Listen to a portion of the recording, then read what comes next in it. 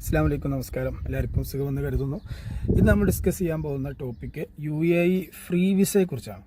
എന്താണ് UAE free visa? Free വിസയും ഇപ്പോൾ പുതിയൊരു ഫ്രീലാൻസ് വിസ എന്ന് പറയുന്നത് അത് രണ്ടും ഒന്നാണോ അതോ രണ്ടാണോ? അതുപോലെ ഇപ്പോൾ ഇവിടെ UAE ഫ്രീ വിസയ്ക്ക് വന്നിട്ട് പുറത്ത് ജോലി ചെയ്യാൻ പറ്റുമോ? അതുപോലെ അറബി വിസ എടുത്ത് തന്നാൽ ആ വിസയിൽ ജോലി ചെയ്യാൻ പറ്റുമോ? തുടങ്ങി ഫ്രീ വിസയുമായി ബന്ധപ്പെട്ട് ഉണ്ടായേക്കാവുന്ന പൊതുവായ ചോദ്യങ്ങൾക്കെല്ലാം മറുപടിയാണ് ഈ ഒരു വീഡിയോ കാണുന്നതോടുകൂടി UAE ഫ്രീ വിസയെക്കുറിച്ച് മിക്കവാറും എല്ലാ കാര്യങ്ങളും മനസ്സിലായിരിക്കും ഇൻഷാ അല്ലാഹ്. അതിൻ്റെ ഇടയ്ക്ക് ഞാൻ ഒരു കാര്യം കൂടി പറയുന്നു. ഫ്രീ വിസയുമായി ബന്ധപ്പെട്ട് തട്ടിപ്പുകൾ, അതുപോലെ ഫ്രീ വിസ എടുക്കുമ്പോൾ നമ്മൾ ശ്രദ്ധിക്കേണ്ട കാര്യങ്ങൾ, ഇതും കൂടി ഉൾപ്പെടുത്തിയിട്ടുള്ള ഒരു കംപ്ലീറ്റ് ഡീറ്റെയിൽസ് ആണ് നമ്മൾ പറയാൻ ഉദ്ദേശിക്കുന്നത്. അതേ വിഷയത്തിലേക്ക് വരാം. UAE ഫ്രീ വിസ എന്നതുകൊണ്ട് ഉദ്ദേശിക്കുന്നത് ഒരാളടുത്ത് നമ്മൾ വിസ മേടിച്ചിട്ട് അതൊരു കമ്പനിയാവും അല്ലെങ്കിൽ ഒരു അറബി ആവാം, അവിടെ നിന്ന് കിട്ടുന്ന വിസ വെച്ചിട്ട് പുറത്ത് നമുക്ക് ഇഷ്ടമുള്ള എവിടെയെങ്കിലും പോയി ജോലി ചെയ്യുക എന്നതാണ് ഫ്രീ വിസയുടെ കൺസെപ്റ്റ്. അവിടെ നമ്മൾ മനസ്സിലാക്കേണ്ട കാര്യം, ഒരു കാലത്ത് UAE ജസ്റ്റ് ഒരു വിസ ഉണ്ടെങ്കിൽ തന്നെ എവിടെയും ജോലി ചെയ്യാമായിരുന്നു എന്ന അവസ്ഥ ഉണ്ടായിരുന്നു. പക്ഷേ ഇപ്പോൾ പുതിയ നിയമപ്രകാരം, പുതിയെന്ന് വെച്ചാൽ വർഷങ്ങളായിട്ട് തുടർന്ന് വരുന്ന നിയമപ്രകാരം, ഇനി നിങ്ങളുടെ കയ്യിൽ അങ്ങനെ ഫ്രീ വിസ ഉണ്ടെങ്കിൽ പോലും നിങ്ങൾക്ക് ഒരുപാട് കമ്പനി ജോലി ചെയ്യാൻ പറ്റില്ല. ഒറ്റ കമ്പനിയിൽ നിങ്ങൾക്ക് ജോലി ചെയ്യാൻ പറ്റും.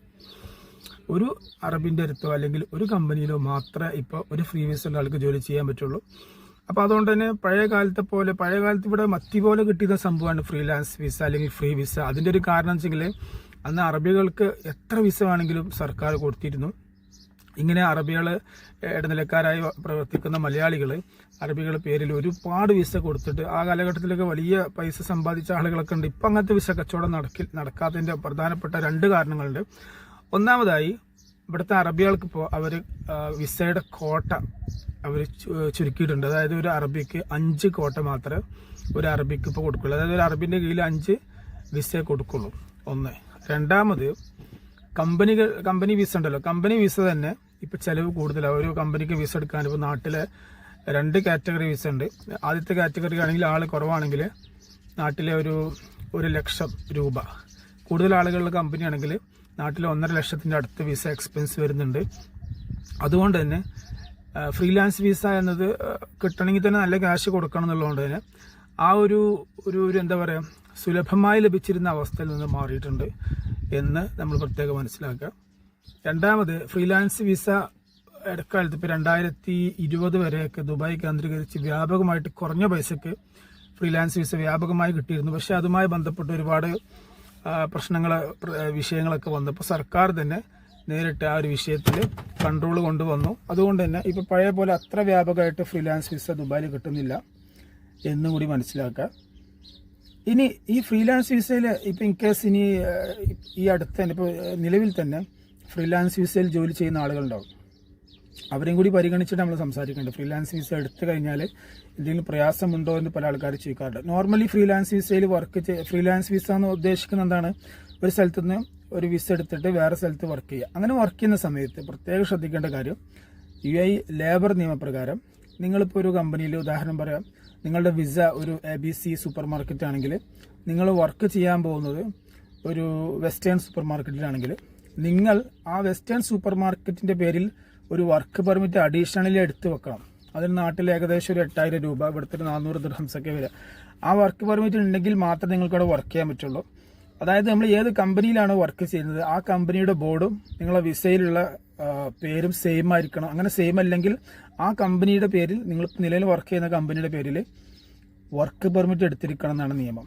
അതെല്ലാവർക്കും അറിയാതെ അധികം ആൾക്കാർ എടുക്കാറുണ്ട്. അതുകൊണ്ട് തന്നെ ഈ ഫ്രീലാൻസ് വിസയിൽ എല്ലായിടത്തും പോയി ജോലി ചെയ്യാൻ ഇപ്പോൾ പറ്റില്ല. അപ്പോൾ ഒരു സ്ഥലത്ത് നിന്ന് വിസ എടുത്തിട്ട് വേറെ സ്ഥലത്ത് വിസ എടുക്കാനേ ജോലി ചെയ്യാനേ പറ്റുള്ളൂ. അതുകൊണ്ട് തന്നെ പഴയ പോലെ ഒരു ഫ്രീ ആയിട്ട് ജോലി ചെയ്യാൻ പറ്റാത്തതുകൊണ്ട് തന്നെ ഇപ്പോൾ ആരും അങ്ങനെ ഫ്രീലാൻസ് വിസ അങ്ങനെ എടുക്കാറില്ല. കാരണം ഫ്രീലാൻസ് വിസ എടുക്കണമെങ്കിൽ നാട്ടിൽ 1.5 ലക്ഷം രൂപയോളം ചിലവുണ്ട്. അങ്ങനെ പുറത്തുനിന്ന് വിസ എടുത്തിട്ട് നമ്മളൊരു കമ്പനിയിൽ കയറി ജോലി ചെയ്യുന്ന കണ്ടത്തില്ല. ആ കമ്പനിയിൽ കുറച്ച് സാലറി കുറവാണെങ്കിലും അവിടെ ജോലിക്ക് കയറുക എന്നുള്ളതാണ് പല ആളുകളും ഇപ്പോൾ ചെയ്യുന്നൊരു രീതി. അതുകൊണ്ട് തന്നെ ഫ്രീലാൻസ് വിസയുള്ള ആൾ, ഇപ്പം നിങ്ങളൊരു കമ്പനിയിൽ വർക്ക് ചെയ്യുന്ന നിങ്ങളെ വിസ അവിടുത്തെ അല്ല പുറത്തെ ഫ്രീലാൻസ് വിസയാണെങ്കിൽ നിങ്ങൾ പ്രത്യേകം ശ്രദ്ധിക്കുക. നിങ്ങൾ ഈ പറയുന്ന വർക്ക് പെർമിറ്റ് എടുത്തില്ലെങ്കിൽ നിങ്ങൾക്ക് 2000 ദിർഹംസും നിങ്ങളുടെ കമ്പനിക്ക് 2000 ദിർഹംസും ഫൈന് ലഭിക്കും ലേബർ ഇൻസ്പെക്ഷൻ വന്നാൽ. ഈവൻ ഇപ്പോൾ പഴയ കാലത്തൊക്കെ ആണെങ്കിൽ സെയിം സ്പോൺസറുടെ 2 കമ്പനി ആണെങ്കിൽ ഈ വർക്ക് പെർമിറ്റിന് ആവശ്യം ഉണ്ടായിരുന്നില്ല. ഇപ്പോൾ ഒരേ അറബിക്ക് അല്ലെങ്കിൽ ഒരേ മലയാളി ഓണർക്ക് 2 ഗ്രോസറി ഉണ്ട്.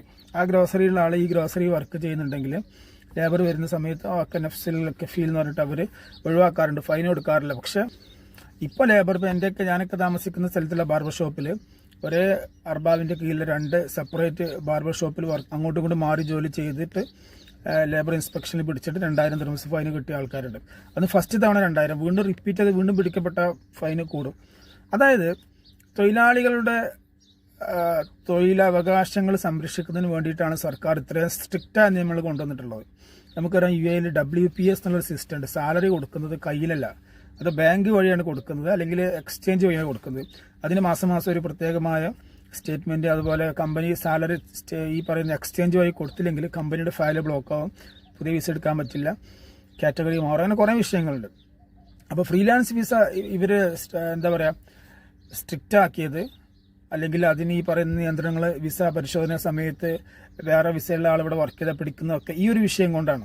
ആത്യന്തികമായി തൊഴിൽ സുരക്ഷ, തൊഴിലാളികളെ സുരക്ഷയ്ക്ക് വേണ്ടിയിട്ടാണ് ഈ ഒരു കാര്യങ്ങൾ ചെയ്യുന്നത്. നമ്മൾ പ്രത്യേകം മനസ്സിലാക്കുക. ഫ്രീലാൻസ് വിസയിൽ വരാൻ ഉദ്ദേശിക്കുന്ന ആളുകൾ അങ്ങനെ ഉണ്ടെങ്കിൽ ശ്രദ്ധിക്കുക.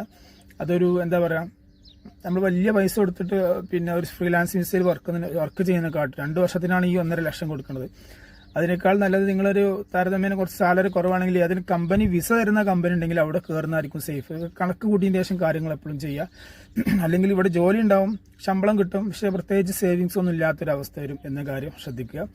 രണ്ടാമതായിട്ട് ഞാൻ എൻ്റെ ചില സുഹൃത്തുക്കളെ ചെയ്യുന്നൊരു അബദ്ധം, ഈ ഫ്രീലാൻസ് വിസ എടുത്തിട്ട് ജോലി ചെയ്യുന്നതിൻ്റെ ഒരു സൈക്കോളജിക്കൽ ഒരു കാരണം എന്ന് വെച്ചെങ്കിൽ പല ആൾക്കാരും ഒരു അർബാബിൻ്റെ കീഴിൽ അല്ലെങ്കിൽ ഒരു കമ്പനിക്ക് കീഴിൽ വർക്ക് ചെയ്യാൻ താല്പര്യമില്ല.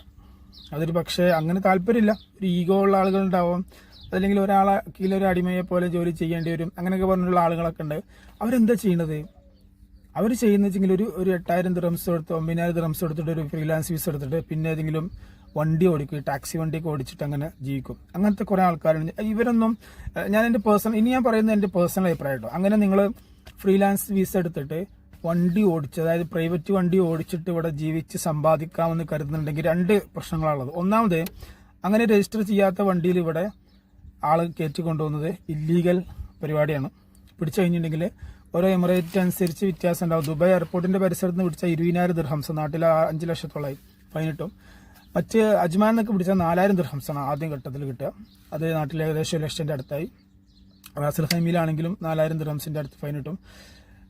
ട്രാൻസ്പോർട്ട് ഇൻസ്പെക്ടർമാരെ നിങ്ങൾ പിടിച്ചു കഴിഞ്ഞാൽ ആളെ കയറ്റി കൊണ്ടുവന്നുണ്ടാൽ ഫൈൻ കിട്ടും. ഞാൻ പറയുന്നത് വെച്ചെങ്കിൽ 2 വിഷയങ്ങളാണ്. ഒന്ന്, ഇത് ഇല്ലീഗലായിട്ട് ഉണ്ടാക്കുന്ന പൈസ വെച്ച് നമ്മൾ കുടുംബം നോക്കിയാൽ, കുട്ടികളെ നോക്കിയാൽ അതൊന്നും ശരിയാവില്ല. സോ ഞാൻ പറയുന്നത്, അങ്ങനെ ആരെങ്കിലും ടാക്സി ഓടിച്ചിട്ട് ക്യാഷ് ഉണ്ടാക്കുക എന്നുള്ള നിലക്ക് ഇവിടെ പ്രൈവറ്റ് ടാക്സി, രജിസ്റ്റർ ചെയ്യാത്ത ടാക്സിനെ കുറിച്ച് ഞാൻ പറഞ്ഞാൽ കമ്പനി ടാക്സി അല്ല. അങ്ങനെ ആരും ഉദ്ദേശിക്കുന്നുണ്ട്. ഞാൻ ഇവിടെ പറയുന്നത് മക്കളെ വെറുതെ സമയം കളയരുത്, ഇതൊന്നും ആരും പറഞ്ഞിട്ടില്ല. നിങ്ങൾ വെറുതെ സമയം കളയരുത്. അങ്ങനെ വണ്ടി എടുത്തിട്ട് ഓട്ടം എന്നുള്ള സംഭവം, ഓട്ടൊക്കെ എപ്പോഴെങ്കിലും കിട്ടിയാൽ തന്നെ എന്താ പറയുക, അതിനൊരു ഒരു ലിമിറ്റ് ഉണ്ട് അതിനൊക്കെ. അത് വെച്ചിട്ട് നിങ്ങൾക്ക് മാസത്തിലൊരു ഈ കണക്കൂട്ടുമ്പോൾ ഒക്കെ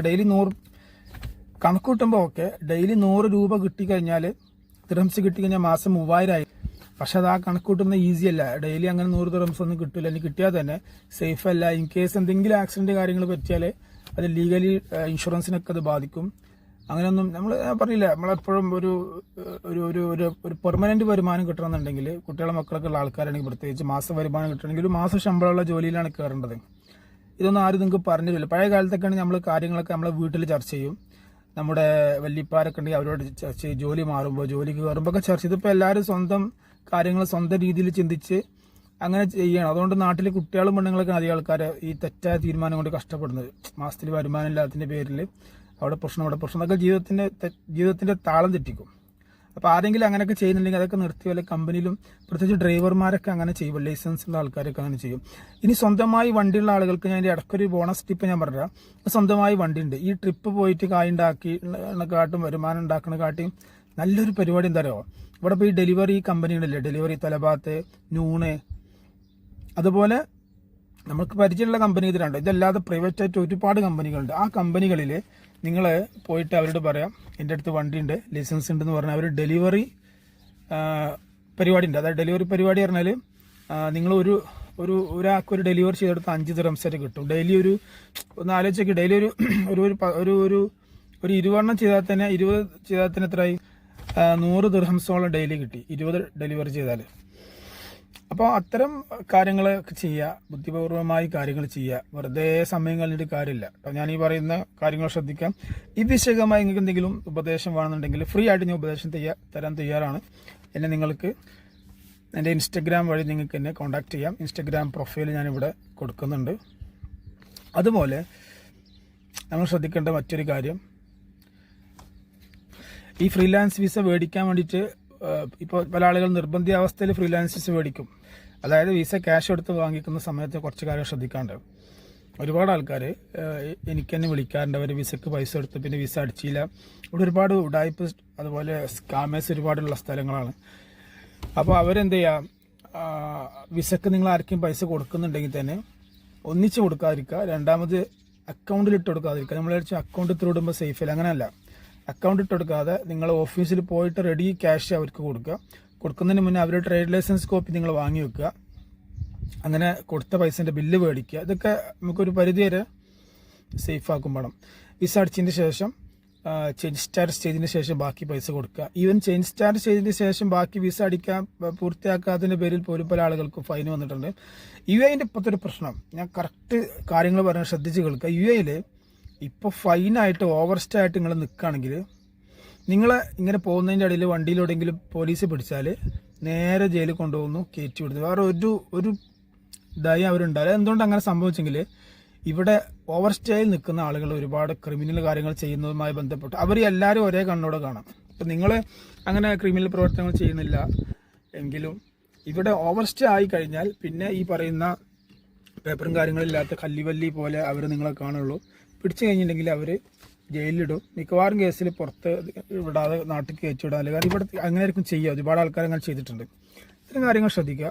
ഫ്രീലാൻസ് വിസ എന്ന് പറയുമ്പോൾ കേൾക്കാൻ സുഖമാണെങ്കിലും അത് അത്ര വലിയ ഒരു ഈസിയുള്ള കാര്യമല്ല. പരമാവധി നിങ്ങൾ ഏതെങ്കിലും കമ്പനിയിൽ ഒരാളെ കീഴിൽ ജോലി ചെയ്യുന്നതിന് നല്ലത്. നിങ്ങൾ രണ്ട് ഓപ്ഷൻ ഉണ്ട്. ഒന്നുകിൽ സ്വന്തമായി ബിസിനസ് എടുത്തുമ്പോൾ ഒരാളെ കീഴല്ല, നമ്മൾ തന്നെയാണ് ബോസ്. പക്ഷെ അതിന് മുന്നേ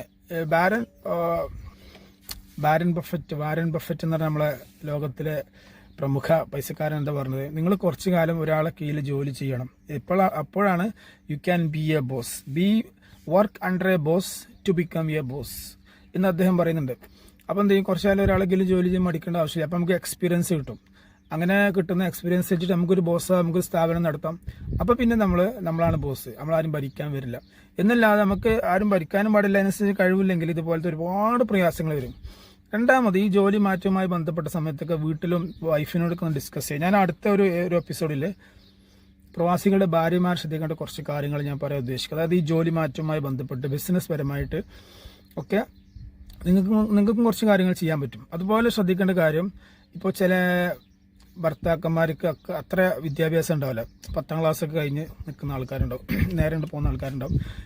വൈഫുമാർക്ക് കുറച്ച് വിദ്യാഭ്യാസം ഉണ്ടാവും, ഡിഗ്രിയുള്ള ആൾക്കാരൊക്കെ. അപ്പോൾ അവർക്ക് അവരുടെ ഹസ്ബൻഡിന് അവരുടെ ജോലിപരമായ കാര്യങ്ങളിൽ, അവരുടെ വിസാപരമായ കാര്യങ്ങളൊക്കെ ഹെൽപ്പ് ചെയ്യാൻ പറ്റും. ഇപ്പോൾ ഇവിടെ ഒരു ഇൻഷുറൻസ് ഉണ്ട്, 5 ദിർഹമിൻ്റെ ഒരു ലേബർ ഇൻഷുറൻസ് ഉണ്ട്. ഒരു ഉദാഹരണം പറയാം. ഈ ലേബർ ഇൻഷുറൻസ്, അതിൻ്റെ എക്സ്പയറി ഡേറ്റ്, അതിൻ്റെ കാര്യങ്ങൾ, ഇതൊന്നും പല ആളുകൾക്കും അവർ ജോലി തിരക്കിൻ്റെ ഇടയിൽ ചെക്ക് ചെയ്യാൻ സമയം കിട്ടില്ല. അത് കിട്ടാത്തതിൻ്റെ പേരിൽ 400 ദിർഹംസ് ഫൈന് വരിക.